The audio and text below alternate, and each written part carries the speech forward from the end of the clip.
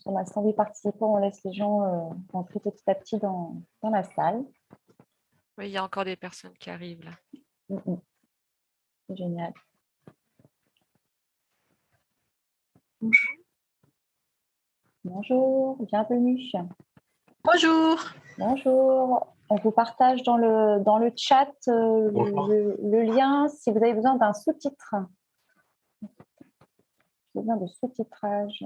Maud va vous partager le lien. Bienvenue à toutes et à tous.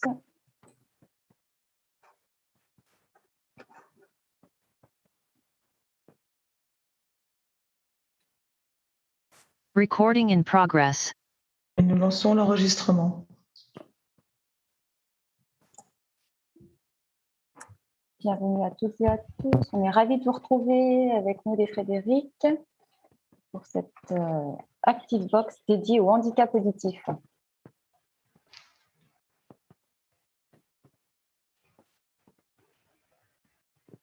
Donc, on vous partage un lien en cas de besoin de sous-titrage pour cette réunion dans le chat.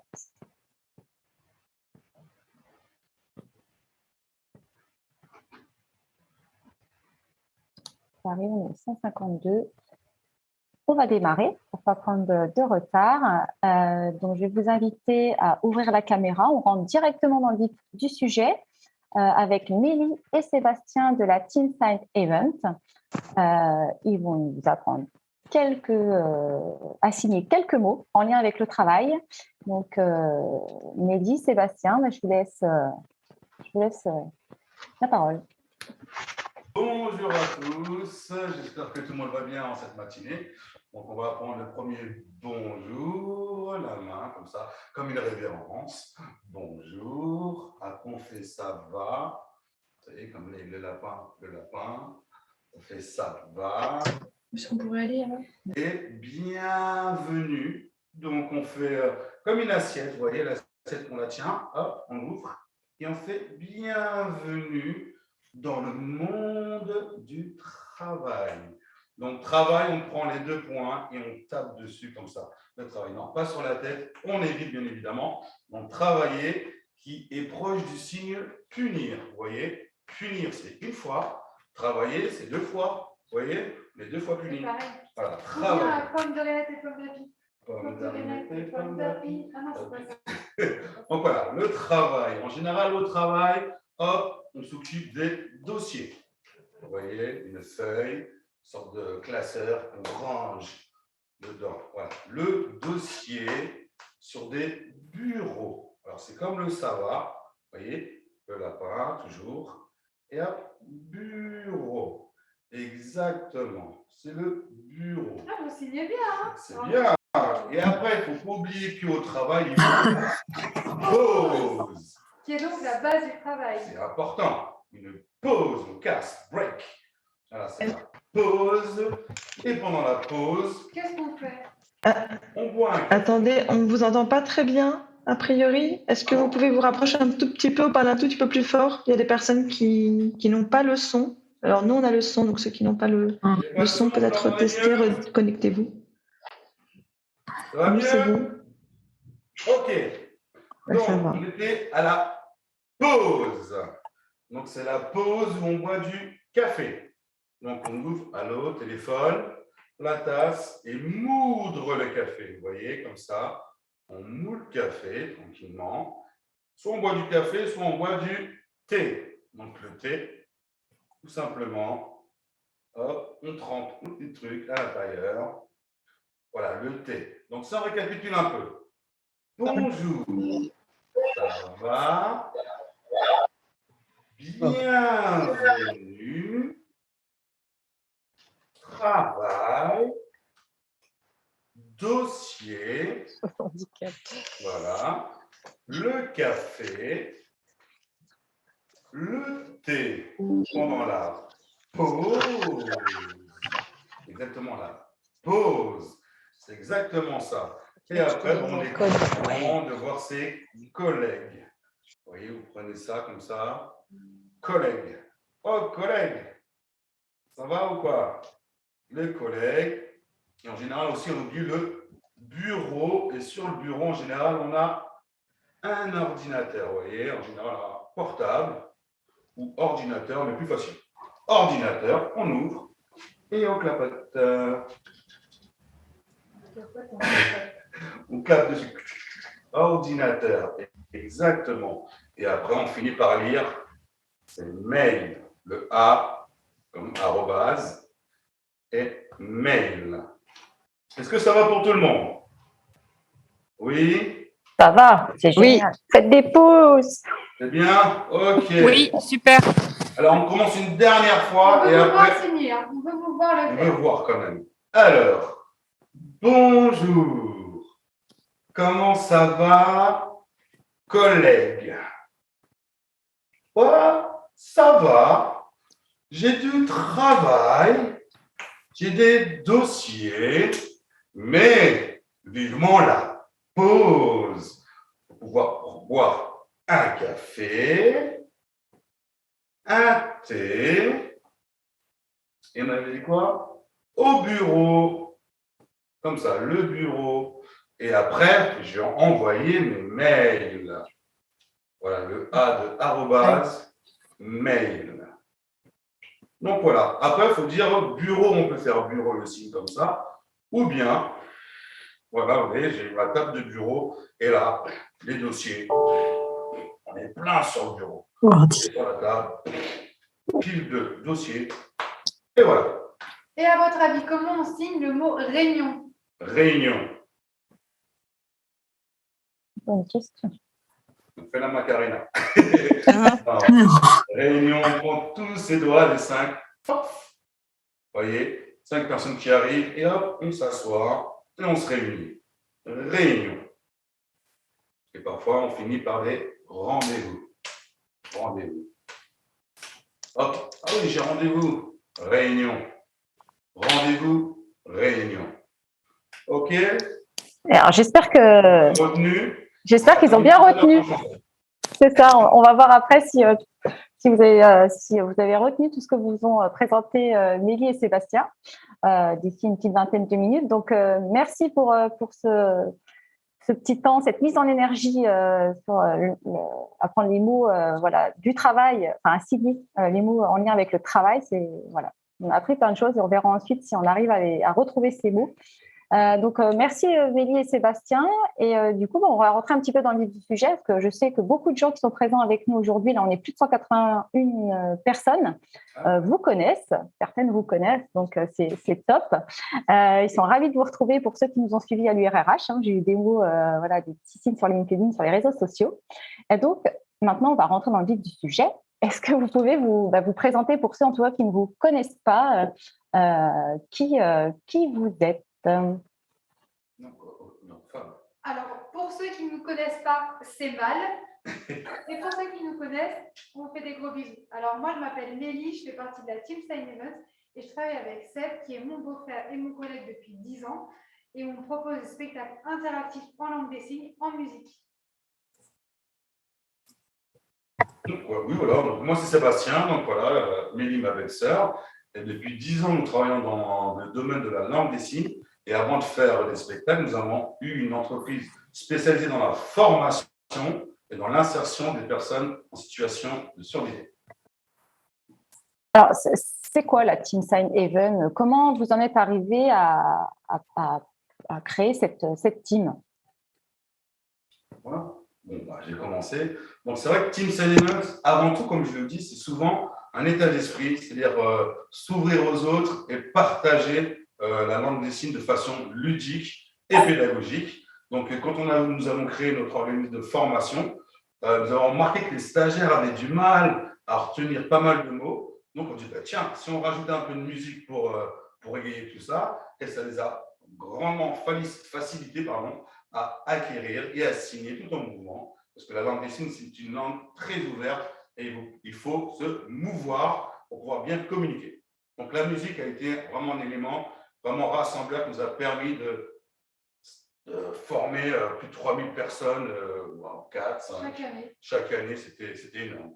Et aujourd'hui, on est devenus artistes et on partage notre expérience. Oui, et en fait, Sébastien un jour m'a dit, et si on faisait une pub pour l'école, on a fait une chanson, il l'a écrite, qui s'appelle La danse du j'aime pas. On l'a faite, on a eu, en quelques jours, on a eu plusieurs millions de vues sur Internet, on a eu plein de passages télé, ce qui a fait qu'on a été un peu reconnus. Donc avant, nous étions trois, on avait un ami et collègue sourd qui est décédé au moment où on a sorti La danse du j'aime pas. Donc avec Sébastien, on a pris le pli de continuer les actions qu'on menait avec notre collègue et de tout transmettre en musique parce que la langue des signes, c'est pas que de la performance, c'est surtout de la communication, de l'émotion et de l'humain. L'idée, c'est de s'adapter à l'autre qui a des difficultés de communication, que ce soit au niveau aphasique, au niveau de la surdité, parce que la langue des signes, ce n'est pas que pour les sourds, c'est également pour les personnes qui ne peuvent pas s'exprimer avec leur voix. Donc, on a travaillé avec pas mal de personnes qui avaient des troubles du spectre autistique, également des enfants porteurs de trisomie 21 et leurs familles. Et on est très fiers d'avoir sorti notre album l'année dernière chez Bayard qui s'appelle J'aime pas. Voilà. Seb, Mélie, si vous pouvez vous approcher un tout petit peu plus de l'ordinateur, parce qu'il y a des personnes qui vous entendent pas très bien. Merci. Et du coup, la chanson j'aime pas, vous la retrouvez dans la vidéo de l'Activebox de ce mois-ci. Donc, vous pourrez la réécouter. Alors, moi, je voulais vous poser une question, Amélie et Sébastien, sur l'entreprise. Je sais que vous commencez ou vous intervenez en entreprise. Est-ce que vous pouvez nous dire ce que vous proposez? Comment ça se passe avec les entreprises aujourd'hui? Dans l'entreprise, il y a pas mal de choses qu'on peut mettre en place. Déjà, on met en place une première animation sensibilisation. C'est-à-dire qu'avec, ça peut être de 5 à 20 ou 30 collègues, nous arrivons sur site et pendant 1 heure, nous voyons la base de la langue des signes, nous expliquons l'histoire de la langue des signes et comment intégrer une personne en situation de handicap, une situation de surdité dans une équipe. Et après, on met en place un échange. On fait ça, bien entendu, en musique, dans la joie et la bonne humeur. Et on propose également des spectacles conférences pour les adultes où justement on a plusieurs signes et après la chanson qui arrive. Et les spectacles conférences, ils durent 45 minutes de spectacle et après on a 40 minutes de conférence où justement le public peut poser des questions et c'est vraiment un spectacle très interactif. Et alors, quelles sont les attentes de ces entreprises lorsqu'ils vous contactent? Quels sont leurs besoins? En général, ils sont un peu ils ne connaissent pas le monde de la surdité, donc ils veulent en savoir plus. Et nous, on est là pour apporter, pour les éclairer, parce que nous, on a une expérience de 10 ans dans l'entreprise avec des personnes sourdes. Donc voilà, ils sont un peu, pas perdus, mais ils ne savent pas par quel bout commencer. Donc on s'est dit déjà, premièrement, même si vous ne savez pas signer, faites des mimes, ouvrez-vous avec les expressions, le corps, et puis la communication va se faire naturellement. Après, l'idée, c'est de dédramatiser, c'est-à-dire que la langue des signes, c'est une belle langue qui est complexe, mais on peut quand même acquérir des signes tout à fait facilement si on est assidu et qu'on s'intéresse à l'autre. Et surtout, si on communique avec son collaborateur sourd, il peut aussi, lui, nous donner des petits signes pour une bonne intégration au quotidien. Donc ça, c'est vraiment la demande des entreprises. Une fois qu'on a dédramatisé, nous, on vient et on leur permet de créer un pont entre eux et leur collaborateur sourd qui est souvent isolé. Là, on prend l'exemple de Naruto, par exemple. On a un garage où il y a un collègue sourd. Il est souvent seul. Et du coup, c'est le collègue qui fait des petites sensibilisations. Donc, nous, l'idée, c'était qu'on intervienne pour les sensibiliser et leur dire, voilà, la langue des signes, ce n'est pas difficile à acquérir si on s'y intéresse. Et la surdité, il n'y a pas besoin d'être bilingue et interprète pour échanger avec un collègue. Beau message. Alors, je vais laisser les personnes qui participent, si elles souhaitent vous poser des questions via le chat, c'est le moment. Donc, je vous laisse poser vos questions à travers le chat et on va vous les partager, vous les dire, ou ouvrir votre micro, mais… Alors, sinon, on peut essayer de voir… Pas de questions pour Mélie et Sébastien? Je pense qu'on a été clair. Ouais, c'est ça, limpide. Il y a une dame qui me demande, vous êtes basé où? Alors, nous sommes dans le 91, Non, mais on travaille partout. Dans toute la France et dans tous les pays francophones. On n'a pas de limite de déplacement. D'accord. Et combien de temps durent vos présentations en entreprise? 1 heure, ça peut de 1 heure. Après, on s'adapte. S'ils veulent 2 heures, on peut faire 2 heures, mais c'est minimum 1 heure. D'accord. Comment on peut vous contacter? Via mail, via les réseaux sociaux, mais on a un mail, bien entendu. Et un numéro de téléphone. Il y a un numéro de téléphone qu'on peut vous communiquer, bien entendu. Tout à fait, je peux le Parce partager. que là, en fait, on est en train de refaire notre site internet. Donc, pour l'instant, c'est vrai qu'on n'est pas trop visible sur notre site, mais une fois qu'on a, après, on donne souvent des cartes quand on est en déplacement ou on envoie directement par mail. Alors, il y avait aussi une question sur la langue des signes est plus basée sur des mots que sur un alphabet. C'est une Tout à question. fait, exactement. L'alphabet, donc c'est bien de le connaître, mais ça reste un support. Si il n'y a pas de signe en lien avec un nom propre, une entreprise, par exemple AGFIP, AG, et après le signe c'est AGFIP ou bien AGFIP. Donc vraiment l'alphabet c'est vraiment un support, mais c'est vraiment en lien avec le mot et voir le contexte. En fait, il faut penser en image. Voilà, c'est vraiment du visuel. C'est pour ça que le mime est très important, parce que c'est la base de la langue des signes. Après, une question plus concrète. Combien coûte votre prestation? Donc, on imagine que c'est en fonction de la demande. Vous faites des devis? Alors, nous, on fait des devis. On s'adapte bien évidemment au nombre de personnes, au lieu et surtout aux besoins du client. Il faut savoir qu'on ne touche aucune subvention de l'État et qu'on crée énormément de contenu sur Internet. Donc, l'argent est réinvesti pour pouvoir créer des supports à destination de tous dans la gratuité. Donc, du coup, nos spectacles ont un coût modéré qui n'est pas très élevé, mais il faut demander au service administratif et là, vous pouvez avoir un devis adapté à vos besoins. C'est vrai que nous, on reste vraiment dans notre partie artistique et après, il y a la partie financière qui est vraiment gérée par quelqu'un d'autre. Voilà.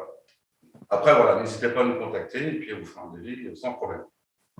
Ça marche. Du coup, vous pouvez peut-être, je ne sais pas si tu as accès, Sébastien, pour partager votre adresse mail pour vous contacter dans le chat. Comme ça, les personnes là pourront. On va mettre le numéro de téléphone et le mail. Voilà. Alors, il y a plein de questions là qui arrivent, Oui. c'est super. La langue des signes est-elle universelle ou propre à chaque pays, culture? Alors, la langue des signes, elle est propre à chaque pays. Il y a une langue des signes par pays. Il y a une langue des signes internationale, notamment pour les gros congrès d'État. Mais sinon, il y a bien une langue des signes par pays. Ça fait partie de la richesse de la langue. Il faut savoir que la langue des signes a été interdite en 1880 lors du congrès de Milan en Italie. Elle a été interdite pour que toutes les personnes sourdes puissent accéder à l'oralisation, c'est-à-dire au système de voix. Et donc, les intellectuels de l'époque ont décidé d'interdire donc la langue des signes. Et cette loi n'a été abrogée qu'en 2002. Et du coup, elle est autorisée en tant que langue que depuis la loi 2005, qui permet en fait à tous de choisir leur éducation. Ah, on n'entend plus là. On vous entend plus. Tant plus. Alors, je vais essayer de faire un truc. On te entend. Hein? Vas-y, tu peux recommencer, Mélie. Là, on t'entendait. Alors, je disais qu'il y a une langue des signes par pays. Ça fait partie de la richesse de la langue des signes. Et surtout, il y a une langue des signes internationale. Vous m'entendez mieux? Oui. Et en fait, la langue des signes, il faut savoir qu'elle a été interdite en 1880 pendant le congrès de Milan. Et lorsque cette langue a été interdite pour permettre l'oralisation des personnes sourdes, eh bien, elle a été abrogée que vers les années 2002. Il n'y a que depuis 2000 les parents ont le droit de choisir le mode d'éducation de leur enfant. Donc, soit langue des signes française, soit que français. Et donc, voilà, ça a été une très longue interdiction qui a retardé un peu en France, justement, l'évolution de la langue des signes. Parce qu'aux États-Unis, il y a une université et la langue des signes est enseignée. Tu peux fermer la porte, Sinali? La maternelle aux États-Unis, c'est pour ça qu'il y a beaucoup de comédiens qui sont sourds dans les films ou que les acteurs signent bien parce que là-bas, c'est un peu comme l'anglais, c'est enseigné dès l'enfance. Merci pour tous ces éléments précis. Du coup, j'ai une autre question sur la langue des signes. La langue des signes. Est-ce qu'il y a un lien entre langue des signes et langue parlée complétée? Langue parlée complétée, en fait, c'est complètement différent parce que la LPC, c'est un support pour la lecture. Donc, en fait, on fait c'est par syllabes au niveau du visage. Donc là, c'est vraiment un support pour parler et lire les textes. Alors que la langue des signes, c'est vraiment une langue vraiment à part entière où il y a une syntaxe, une grammaire. Et là, c'est vraiment pour la communication. Donc, la LPC, c'est vraiment deux choses différentes entre la LPC et la LSF. Merci beaucoup. j'ai pas le nom, mais Madame Bonetta pose une question. J'ai une collaboratrice qui a besoin d'une codeuse. C'est quoi la nuance? C'est la LPC, en fait. Alors, il y a Non, des non. personnes sourdes qui entendent un peu et qui signent. Il y en a qui signent uniquement, qui n'entendent pas. Il y en a qui n'entendent pas et qui parlent. En fait, le degré de surdité et l'utilisation de la langue des signes dépend de chaque individu. Un peu comme certains qui ont des lunettes. Moi, par exemple, je vois très mal. Je me débrouille sans lunettes. Il y en a qui ne se débrouillent pas du tout sans lunettes. Il y en a que c'est juste pour lire. Il y en a, c'est pour lire de près. Ben, c'est la même chose pour la surdité. Donc, en fait, le codage, en fait, comme a dit Sébastien, parce que parfois, il y a des personnes sourdes qui ne signent pas et qui ont besoin d'un support supplémentaire pour bien comprendre ce qu'elles lisent ou ce qu'elles décrivent sur la bouche. Et c'est ce qu'on appelle donc le langage parlé complété. Chaque zone du visage correspond à un son. Et en appuyant dessus, en montrant, ça permet de mieux parler, en fait, de mieux s'exprimer. Donc voilà la différence entre le codage et la langue des signes. Merci. Est-ce que vous avez prévu un événement pour la Journée mondiale des sourds le 26 septembre, si je ne me trompe pas? Alors oui, nous, on est en événement privé. Donc malheureusement, c'est fermé au public puisque en fait, nos clients, ils réservent des dates auprès de nous parce qu'on fait et à la fois des événements publics et à la fois des événements privés. Donc oui, on sera bien en prestation, mais malheureusement, ça ne va pas être ouvert à tous. Par contre, vous pouvez retrouver notre album CD-DVD J'aime pas aux éditions Bayard qui se trouve à la FNAC, à Cultura et sur Amazon. C'est vrai qu'on pourrait, à part la JMS, c'est vrai qu'on a fait ça, on l'a fait 2 fois déjà sur Paris. Et c'est vrai que parfois les entreprises veulent mettre en place un truc spécialement pour leurs collaborateurs sourds et entendants. Et nous, on arrive pour faire le pont et pour fêter en fait cette journée-là, quoi. Une autre question, savez-vous combien de personnes savent signer en France? Alors, on n'a pas les chiffres précis, mais en moyenne, il y a plus d'1 million de personnes qui signent. Et sur ces 1 million de personnes, il y a à peu près 300 à 400 000 personnes sourdes qui sont bilingues à 100%. Et comme on disait, en fait, la langue des signes, c'est comme tout, ça s'apprend à l'école.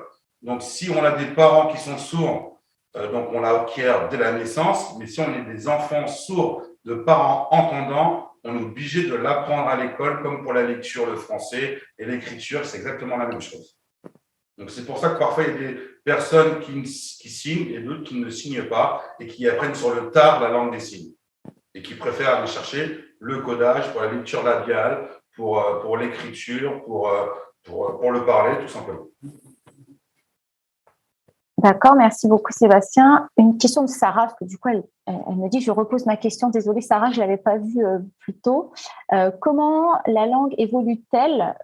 Quelle instance décide de l'intégration de nouveaux signes? Alors, en général, ça vient de la rue. C'est-à-dire que par rapport à des nouveaux mots, il y a un signe qui va sortir, et puis il y a un deuxième signe par rapport à la région, et puis au final, ça va être par secteur. Et de temps en temps, il y a un groupe de personnes qui vont se réunir et qui vont décider de valider en fait ce signe-là, une fois qu'il devient commun. Mais après, voilà, ça dépend vraiment de pas mal de situations. Et en fait, ça vient vraiment de la rue, quoi. On invente des signes. Et après, on le partage. Est-ce que ce signe-là, il est bon pour ce mot-là? Donc, ils vont dire oui, non, il n'est pas très logique, ça manque de visuel. Il va y avoir une discussion sur les réseaux sociaux ou parfois dans des petits groupes. Et après, ils vont valider un signe. Et après, ils peuvent garder aussi un deuxième signe. Donc, il y a également des réunions qui rassemblent justement des professionnels de la surdité, des professeurs sourds, des citoyens sourds, mais aussi des linguistes qui sont spécialisés dans le français et dans la langue des signes. Généralement, ils se réunissent dans une association qui s'appelle l'IVT, International Visual Theatre, qui se trouve à Paris, qui est un théâtre bilingue sourd-entendant, qui est tenu par Emmanuel Laborie, qui est la première sourde à avoir obtenu un Molière. Et donc, au sein de cette instance, qui se réunit environ une fois tous les 1 an, 2 ans, ils peuvent créer justement des dictionnaires officiels où ils peuvent justement dessiner le bon signe pour chaque mot. Et ensuite, il faut savoir qu'un mot possède toujours plusieurs signes, puisque les personnes sourdes, comme l'a dit Sébastien, sont souvent isolées dans des villages et donc créent leurs propres signes et le partagent à leurs amis, ce qui fait que parfois, il y a pour un seul mot, il y a 5, 6 signes différents. Merci beaucoup aux personnes de poser toutes ces questions et merci pour ces réponses très précises et très claires. Alors, on doit poursuivre et on va donc finir votre petit temps de présentation en musique, Mehdi Sébastien. Avec plaisir. Avec plaisir, voilà, parce que comme vous savez, nous, on écrit des chansons. On a même écrit le URRH. Donc, donc, on s'est dit, quand on fait nos interventions d'entreprise, on y apprend la politesse, les chiffres, les questions, l'alphabet. Et pour finir, en général, on essaie de donner des petits vocabulaires et on le fait en musique. Donc là, ça s'appelle Vivement la pause. Donc voilà, j'espère que vous allez bien entendre. Et puis, on va terminer là-dessus et vous allez retrouver le vocabulaire qu'on a appris depuis tout à l'heure. C'est parti.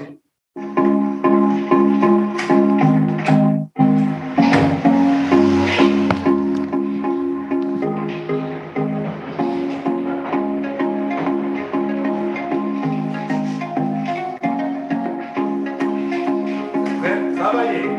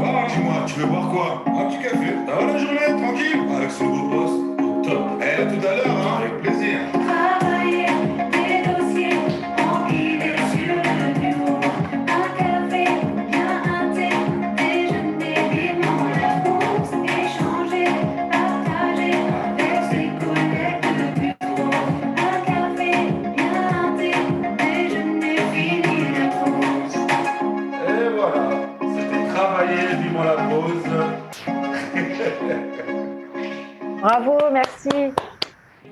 Donc, c'était adapté. J'espère que vous avez bien entendu, que ce n'était pas trop saturé, on ne sait pas. C'était top. Vous avez plein de beaux commentaires. Bravo, merci beaucoup. C'est super chouette, c'est extraordinaire, c'est top.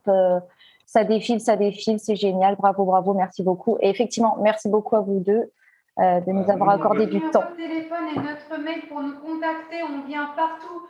On vient dans tous les événements, qu'ils soient très petits, qu'ils soient très, très grands, que ce soit à la télévision ou dans une bibliothèque ou dans un couloir d'entreprise, vous pourrez nous trouver. Exactement, on n'a pas de limite. Donc voilà. En tout cas, on fait des gros bisous, merci. Donc là, on va partir en prestation. Oui. Donc on est désolé de vous laisser. Aussi, avant de vous quitter, donc aujourd'hui on est 17. Oui. Voilà. Donc, non, 16. On est 16.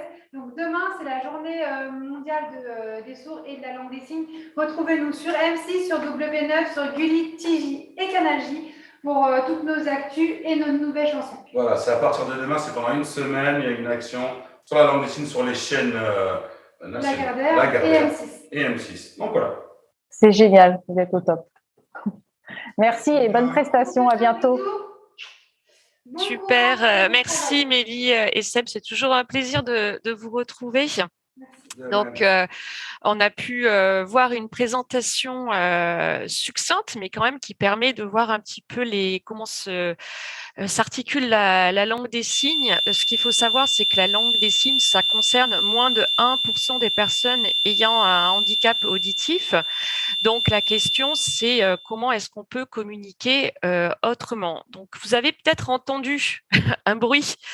Ah non, alors ce n'est pas un micro à couper, Véronique. Eh oui, voilà. Donc, c'est en fait pour essayer de retranscrire ce que sont les acouphènes, parce que le handicap auditif, c'est très large finalement. On a tendance à penser tout de suite à associer handicap auditif à personnes sourdes. Et en réalité, ça revêt plusieurs formes. Donc, on peut avoir être en handicap auditif et avoir une perte légère de surdité. C'est pas forcément la surdité totale.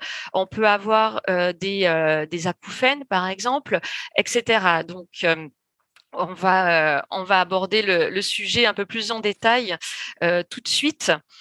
Puisque j'accueille Cécile Lebas d'Arieda et excusez-moi, et Perrine Roux, donc de l'Arieda aussi. Donc, Cécile Lebas, vous êtes chef du pôle adulte et Perrine Roux, chef du pôle emploi. Bienvenue et merci pour votre présence aujourd'hui. Bonjour. Alors, je vais vous demander dans un premier temps de vous présenter chacune. Oui, donc moi, Cécile Lebas, je suis chef de service du pôle adulte, donc de l'association Arieda. On est basé en Occitanie. Et donc, je suis accompagnée de ma collaboratrice Perrine Roux, qui n'est pas chef de pôle emploi, mais qui est chef de service du dispositif emploi-formation de l'Arieda sur Midi-Pyrénées. D'accord, merci pour cette précision. Donc, est-ce que vous pourriez nous rappeler ce qu'est le handicap auditif ? Oui. Est-ce que je peux juste présenter un tout petit peu en amont dans quel cadre on intervient pour que ça puisse mettre du contexte aux entreprises ? Oui, alors je voulais l'aborder après, mais si c'est plus simple pour vous, allez-y, il n'y a pas de souci. Non, simplement juste pour rappeler que nous, on intervient. Donc, l'Arieda, c'est une association donc régionale. On s'occupe d'enfants et d'adultes, donc sourds et malentendants. Dans le cadre du pôle adulte, nous avons un dispositif emploi-formation sur les 13 départements donc, de l'Occitanie. Et donc, dans le cadre de ce dispositif, nous sommes donc prestataires donc des prestations d'appui spécifiques. Peut-être ça parle à certains. C'est un marché qui est confié à l'Arieda Occitanie et qui est donc financé par l'AGEFIP. Donc, dans le cadre de ces prestations d'appui spécifiques, qui sont délivrées donc par des prescripteurs, donc Pôle emploi, mission locale, Cap emploi. On a une équipe pluridisciplinaire qui intervient donc dans les centres de formation ou en emploi, en entreprise, pour venir en appui aux équipes et à la personne sourde pour favoriser l'intégration durable en entreprise ou en formation. Voilà. Après, je vais laisser ma collègue. Ou en cas de besoin, en cas de maintien dans l'emploi. Effectivement, c'est une prestation délivrée par la GFIP. Donc, il y a des prestataires sur tout le territoire, des prestataires experts sur le handicap auditif. On a aussi cette prestation pour d'autres types de handicap, visuel, moteur, etc. Et qui interviennent, comme vous l'avez précisé, en organisme de formation ou entreprise. Alors, est-ce que vous vouliez rajouter quelque chose, Perrine ? Alors, non, peut-être pour apporter quelques éléments de réponse à votre question. Présenter le handicap auditif, c'est quelque chose qui est très vaste. Ça va être assez complexe là dans le temps qui nous est donné. Peut-être la chose à retenir, c'est qu'il y a autant de situations de surdité que de personnes sourdes ou malentendantes. Il faut déjà s'entendre sur la terminologie. Qu'est-ce qu'on met derrière le mot personne sourde ?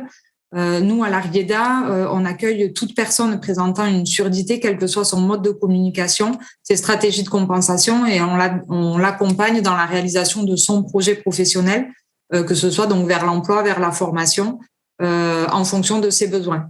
Et l'ensemble des équipes et des différents professionnels vont se mobiliser autour de ce projet pour essayer de répondre au mieux à l'ensemble de la situation, donc de la personne sourde d'une part, mais également de l'environnement d'accueil de l'autre part parce que on est sur un handicap de communication et donc voilà, les besoins émanent des deux côtés. Il est important de pouvoir répondre à ces deux parties pour que la situation se passe au mieux. Très bien, merci. Et du coup, par rapport à cette typologie de handicap, quels sont les principaux freins que vous pouvez observer dans l'emploi?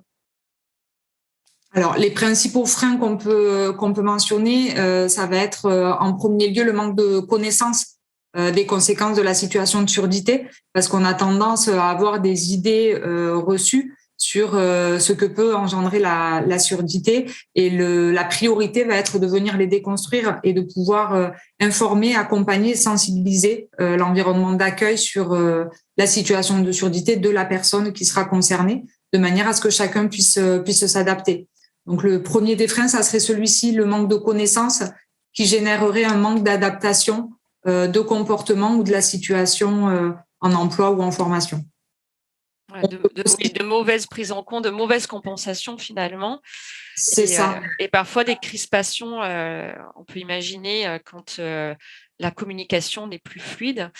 Donc, selon vous, quels sont les bons réflexes à avoir quand on se retrouve face à un collaborateur qui a un handicap auditif?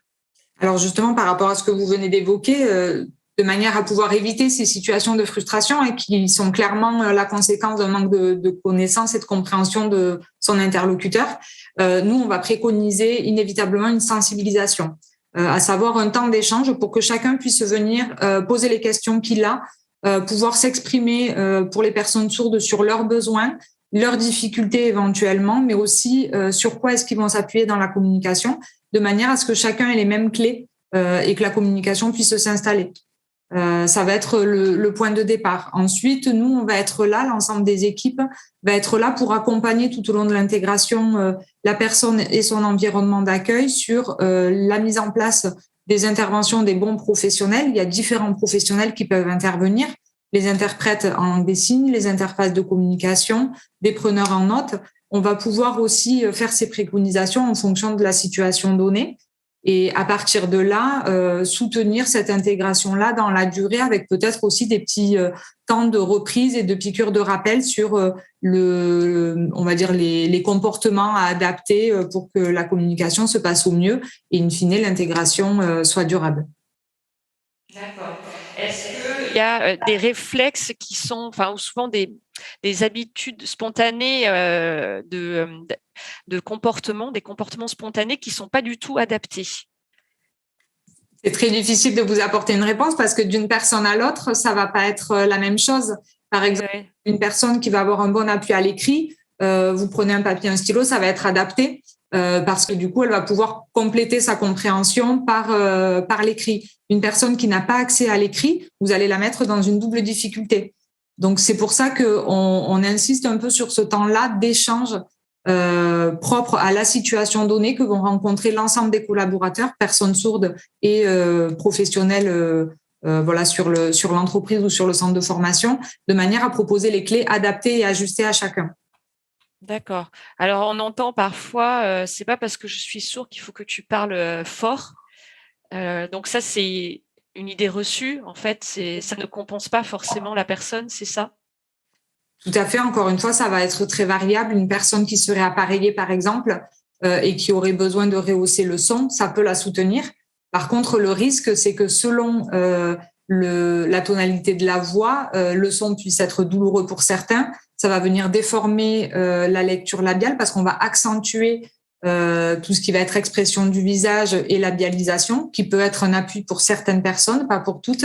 Donc, à chaque fois, c'est vraiment une adaptation individuelle qui va être préconisée. De manière générale, on propose aux personnes de parler juste à un débit peut-être pas plus lent, mais correct, posé, avec une bonne articulation, de manière à ce que la personne puisse se saisir du message. Oui, et de s'assurer d'être bien en face à face quand on parle à une personne. Oui. Alors, il y a une réaction d'Anne-Marie qui dit « J'ai une apprentie qui a un implant cochléaire. Elle est fatigable à cause du bruit. Elle travaille dans une grande pharmacie et ses collègues ont du mal à comprendre qu'elle puisse être fatiguée. Ne serait-ce que la distribution automatique des médicaments, c'est un bruit perpétuel qui est gênant et ça, donc elle dit, c'est mal compris. Tout à fait. La difficulté qu'il y a parfois avec l'appareillage, c'est que l'environnement se dit il y a appareil, il y a réception du message oral, en tout cas sonore, et donc la situation de surdité est compensée. Sauf que, contrairement à l'oreille, l'appareil déjà ne va pas filtrer les sons de l'environnement et ces sons un petit peu pénibles que nous, on va pouvoir peut-être au bout de quelques temps mettre un peu de côté pour se concentrer sur le message, par exemple, qui nous est donné. L'appareil fait pas ça. Donc, c'est un son qui vient s'ajouter et qui va être aussi amplifié que le message vocal finalement. Donc ça va générer une concentration, une information permanente et ça génère de la fatigue à la fin de la journée. Il y a une réaction de Solange qui dit qu'elle a une autospongiose. Pardon, hein, j'ai pas le titre de ce mot. Et elle va dans ce sens qu'effectivement, en fin de journée, elle est fatiguée. Donc peut-être, Anne-Marie, la préconisation, ce serait effectivement qu'il y ait une sensibilisation au sein des collaborateurs et des collègues de votre apprenti pour qu'ils puissent mieux comprendre. C'est toujours pareil, c'est de la méconnaissance hein, souvent, et ça pourrait être intéressant que le collectif puisse comprendre les conséquences que ce handicap a pour la personne. Après, il peut y avoir aussi, pour compléter, des aménagements au niveau de l'environnement de travail. Est-ce qu'il y a une atténuation de ce bruit qui peut être réalisée? Est-ce que, en fonction du poste et des missions qui sont données à cette personne, elle peut travailler dans un autre espace? En fait, c'est toute la situation vraiment de manière globale qui serait à étudier pour voir ce qui est possible de faire. Après, il reste parfois aussi la réalité de travail et la réalité de l'entreprise. Et ça présente parfois des limites dans les aménagements qu'on peut préconiser et les atténuations qu'on pourrait avoir par rapport au bruit. Comme si on nous demande, ça arrive régulièrement, de pouvoir limiter le bruit dans un réfectoire de cantine en école. Ben là, on sait très clairement qu'on va pouvoir faire des choses, on va pouvoir préconiser pour améliorer la qualité sonore, mais clairement, on ne peut pas demander aux enfants de manger dans le silence et de se taire. On sait très bien que ça ne sera pas réalisable. Donc, parfois, il y a aussi des limites qui sont données par l'environnement avec lesquelles on compose et à partir desquelles il faut aussi prendre les options d'aménagement en fonction du poste de la personne et de ce qui est possible pour l'entreprise. Oui. Merci beaucoup pour ces réponses, Perrine et Cécile. N'hésitez pas, si vous avez des questions, à les poser donc dans la discussion. Donc Anne-Marie va dans ce sens, malheureusement, Perrine, que vous disiez, c'est qu'une passe a été lancée, mais il semble qu'il soit en limite des possibilités. Donc effectivement, parfois tout n'est pas compensable. Vous soulignez aussi le fait que c'est un handicap invisible. Donc ça, oui, on essaye de communiquer. 80% des handicaps sont invisibles et ça peut être un frein supplémentaire parce que les personnes oublient dans le quotidien. Il y a une question de Nelly. Quels aménagements pour les acouphènes? Alors, les acouphènes, c'est quelque chose de très particulier aussi. La première des choses, on va vous orienter vers un partenaire qui s'appelle l'AFREPA. Je ne sais pas si vous le connaissez, qui sont spécialisés dans la prise en charge des acouphènes. C'est quelque chose qui génère aussi beaucoup de fatigue et beaucoup de tension parce que c'est permanent et ça vient s'ajouter à la communication et au bruit de la vie quotidienne. Et ce qui est important aussi de prendre en considération, c'est qu'il y a des acouphènes qui sont permanents, des acouphènes qui sont parfois plus ou moins masqués selon l'environnement dans lequel on se trouve, mais ça ne s'arrête jamais. Donc le cerveau est en permanence sollicité et préoccupé par ces sons-là. Il y a néanmoins plein de petits comportements à adapter pour pouvoir limiter parfois leur impact et la gêne qu'ils peuvent procurer.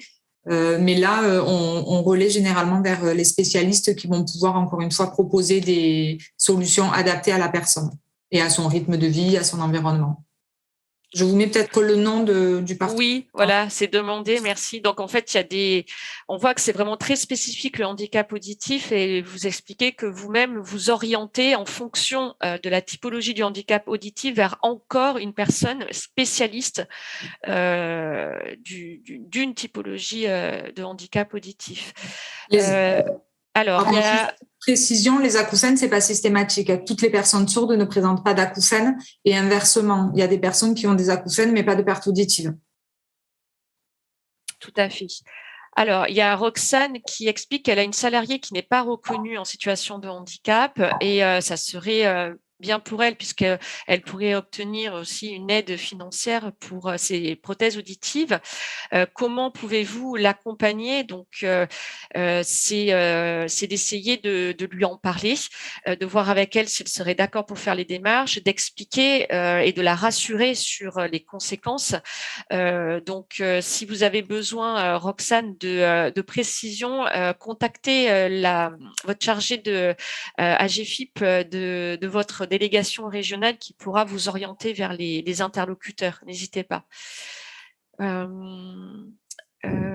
Donc, il y a des questions sur l'appareillage et des casques audio, l'adaptation. Parfois, effectivement, ça peut être bloquant. Est-ce que vous pouvez intervenir? Qui solliciter dans ce cas-là? Alors, nous, on va pouvoir intervenir en fonction du besoin. Par exemple, il faut travailler la téléphonie sur le poste de travail, on va travailler en complémentarité avec l'entreprise et le service technique s'il y a, et également l'audioprothésiste qui aura réalisé l'appareillage de la personne. On va vraiment, là aussi, s'appuyer sur les compétences du partenaire qui va pouvoir préconiser les solutions les plus ajustées et compatibles avec l'appareillage et avec la perte auditive de la personne. Souvent, ça se joue à quelques réglages et c'est important d'avoir les bons professionnels mobilisés sur la situation. Par ailleurs, sur cette phase-là d'identification du besoin, on travaille aussi aujourd'hui avec une plateforme de prêt de matériel qui a été donc cofinancée entre l'AGFIP et le FIP.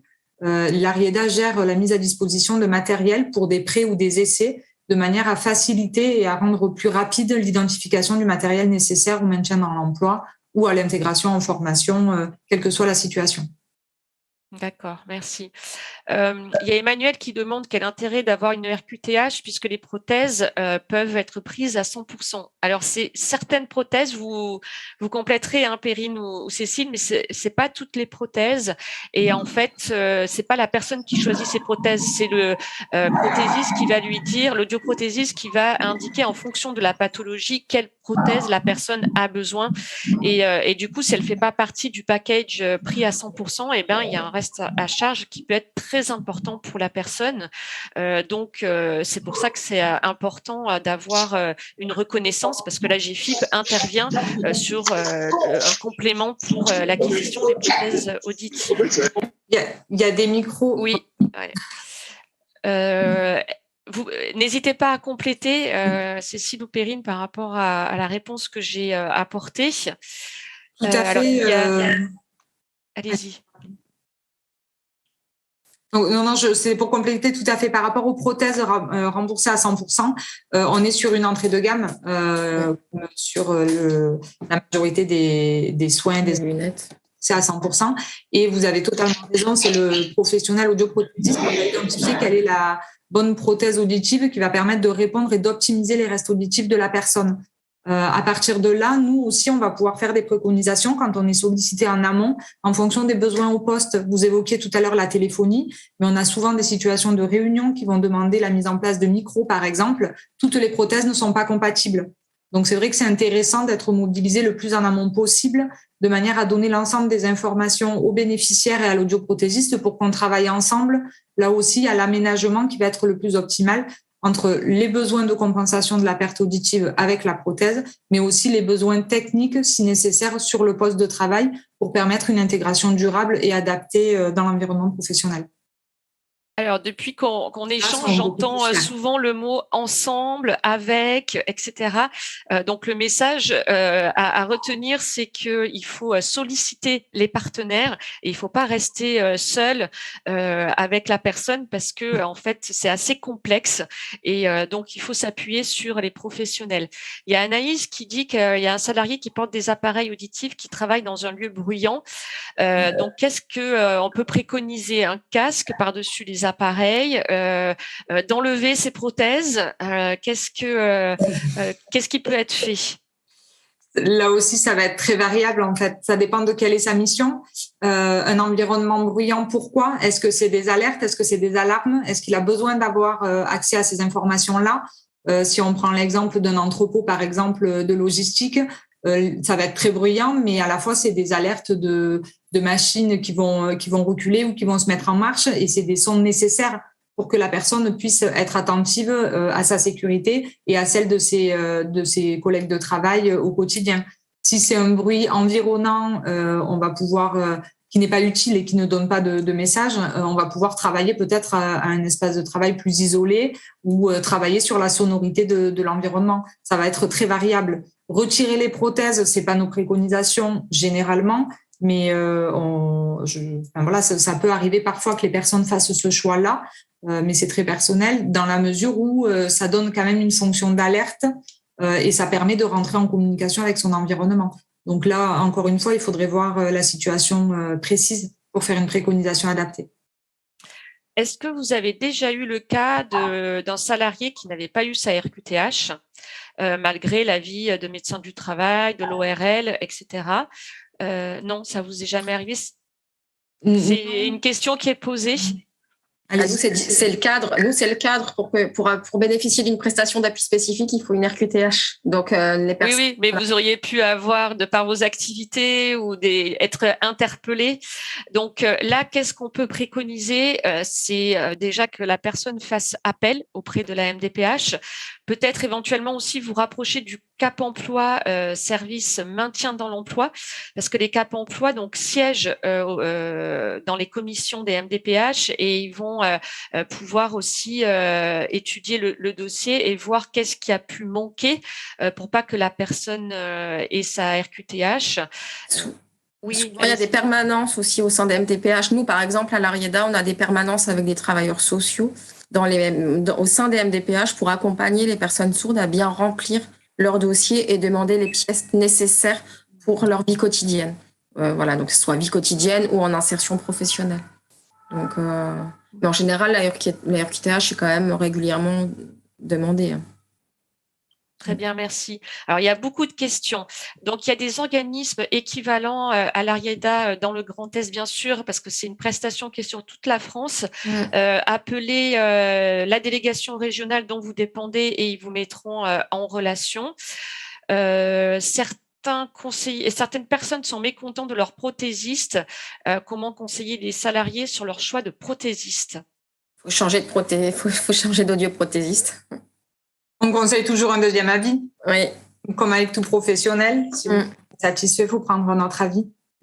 En tout cas, c'est important et on insiste aussi auprès des personnes de se sentir à l'aise avec les professionnels qui les entourent parce que clairement, c'est quelque chose qui va avoir un impact sur leur quotidien. On a conscience de la gêne et de la difficulté dans laquelle ça peut mettre en fait de mal entendre ou de mal comprendre. Donc, c'est vraiment nécessaire d'être dans une relation de confiance. D'accord. Est-ce que vous avez un dernier message que vous souhaiteriez transmettre? Parce qu'on arrive à la fin, il y a beaucoup de questions. Donc, pour toutes les personnes qui n'auraient pas eu réponse à leurs questions, n'hésitez pas à appeler le service d'accompagnement des entreprises de votre délégation AGFIP et ils vous mettront en relation où ils répondront à vos questions. Nous sommes désolés, on sait que c'est frustrant, mais au moins vous aurez une réponse très précise par rapport à votre situation. Et donc, je laisse Perrine et Cécile transmettre leur dernier message ou réappuyer sur une idée. Peut-être le dernier message, c'est vraiment d'insister sur la question de la sensibilisation, de l'accompagnement de l'ensemble des participants à la situation finalement et de pas rester sur le premier niveau d'aménagement technique parce qu'on a souvent tendance à se dire une fois que la communication, que le son va être rétabli, ça va bien se passer. Il n'y a pas que ça en termes de conséquences. Et souvent, c'est presque le plus facile à adapter, c'est la technique. Derrière, ça va être vraiment donné à comprendre à chacun comment on peut s'adapter l'un à l'autre pour que la communication passe et que finalement l'intégration soit pérenne. Et j'aurais envie de dire que nous, à l'Arieda, on aime parler des surdités. Souvent, on met en avant la personne sourde parlant la langue des signes. Mais il y a aussi donc des personnes qui oralisent, qui parlent très bien. Et donc, avec des gènes non visibles.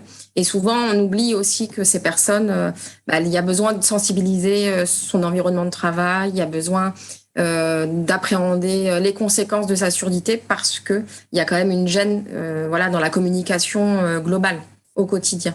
Donc, c'est pour ça que nous, on aime parler des surdités donc des surdité de naissance, il y a des surdités acquises, il y a des personnes qui deviennent sourdes, il y a des personnes qui ont des maladies génétiques, et donc toutes les conséquences vont amener forcément un aménagement différent. Voilà, c'est du sur-mesure, il n'y a pas Oui. une réponse globale. Exactement. Donc, voilà, rapprochez-vous des partenaires, rapprochez-vous de l'AGFIP aussi, tout simplement. On vous mettra en relation avec eux. Je crois qu'on arrive à la fin de la séquence. Merci à tous pour votre participation aujourd'hui. Maud, à la technique que je remercie parce qu'elle est restée dans l'ombre aujourd'hui, vous a mis le lien vers le questionnaire de satisfaction pour cette ActiveBox. Essayez de le remplir, ça nous permet de savoir quelles sont vos attentes, si vous avez des besoins complémentaires. Nous vous donnons également rendez-vous mardi pour un instant RRH sur préparer sa SEPH, comment booster votre SEPH avec l'AGFIP. Nous aurons une intervention de notre service communication. Notre prochaine ActiveBox sera sur le thème du mois d'octobre, octobre rose, donc c'est le cancer du sein. C'est le 7 octobre, nous vous attendons à 11h avec, comme aujourd'hui, des experts pour répondre à vos questions. Un grand merci à Perrine et Cécile pour ces précisions, pour vos réponses, pour le temps que vous nous avez accordé. Merci beaucoup.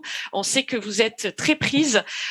Donc voilà, c'est vraiment très gentil de vous de nous avoir accordé un peu de temps aujourd'hui pour répondre aux questions qu'on voit qui sont nombreuses. Merci à vous. Voilà, merci à l'équipe donc Sign Event qui est intervenue.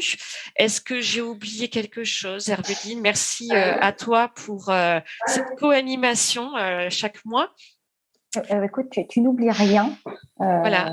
Et juste pour retrouver aussi Cécile et Perrine dans la box du mois, elles interviennent, elles ont été les expertes qui nous ont épaulées dans le contenu de la box. Donc voilà, vous pouvez les retrouver dans le guide.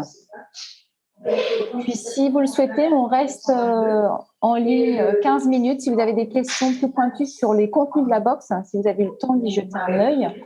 Frédéric et moi, on reste connectés pour répondre à toutes vos questions.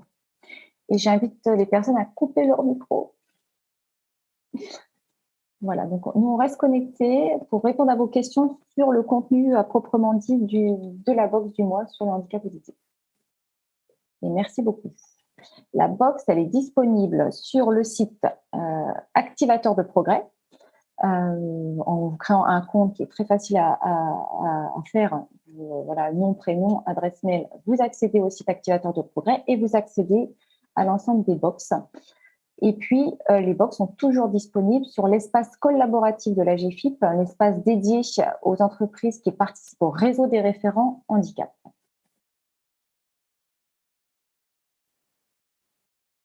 Oui, partagez-nous dans le chat avant de nous quitter avec quoi vous repartez. Est-ce que vous avez retenu des idées? Merci Maud de m'y faire penser.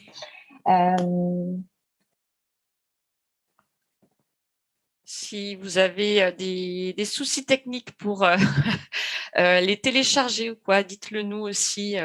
Ou si vous ne l'avez pas trouvé, on vous montrera là grâce au partage d'écran.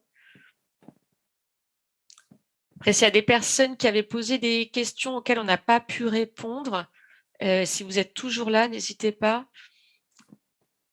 On pourra essayer de répondre plus précisément.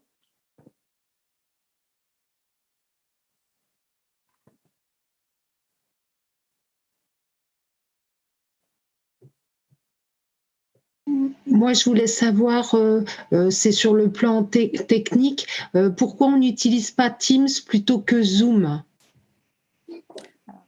Ah, alors ça, c'est notre service informatique qui nous met à disposition Zoom. Est-ce que tu as plus d'infos, Herveline, par rapport à ça? Non, c'est un choix d'outil depuis le confinement. Le choix a été Zoom.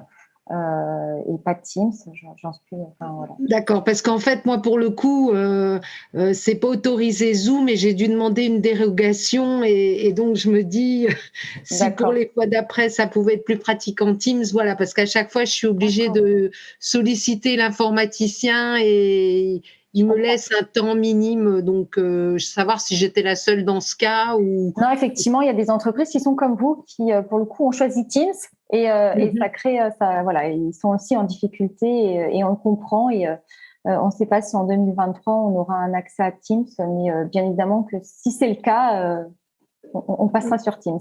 Et vous voyez, là, je vois que nous, c'est l'inverse avec Teams. Vous voyez, en fonction des entreprises, les choix ont été différents. Okay, mais voilà. Mais en tout cas, merci d'avoir fait cette demande auprès de votre service pour être présente aujourd'hui.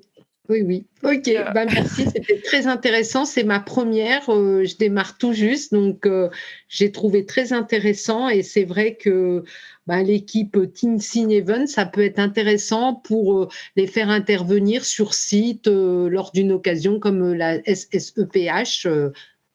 Pourquoi pas? Merci. Objectif atteint alors. Merci alors, beaucoup. il y a une personne qui nous demande comment trouver les coordonnées de la personne référente entreprise de l'AGFIP dans sa région. Donc, soit vous allez sur notre site internet et vous cherchez en bas de page votre région. Donc, vous tapez, par exemple, moi je suis en Bourgogne, Bourgogne-Franche-Comté ou Provence-Alpes-Côte d'Azur pour PACA. Et là, vous avez une page qui s'ouvre et si vous êtes employeur, vous pouvez envoyer un message directement ou alors vous nous appelez directement en délégation et vous demandez le référent entreprise de votre région et on vous mettra en lien directement. Alors, cette réunion a été enregistrée. Elle va pouvoir être intégrée sur le YouTube AGFIP. Donc, l'AGFIP a une page YouTube. Vous pouvez y retrouver tous nos replays, en fait, de toutes les actions et les ateliers qu'on mène toute l'année.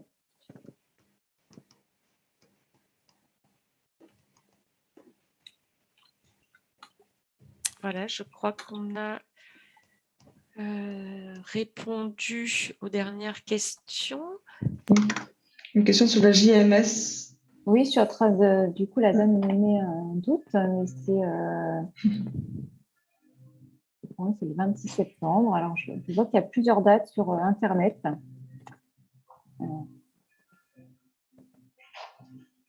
On regardera. Voilà, merci pour cette alerte. Cette alerte.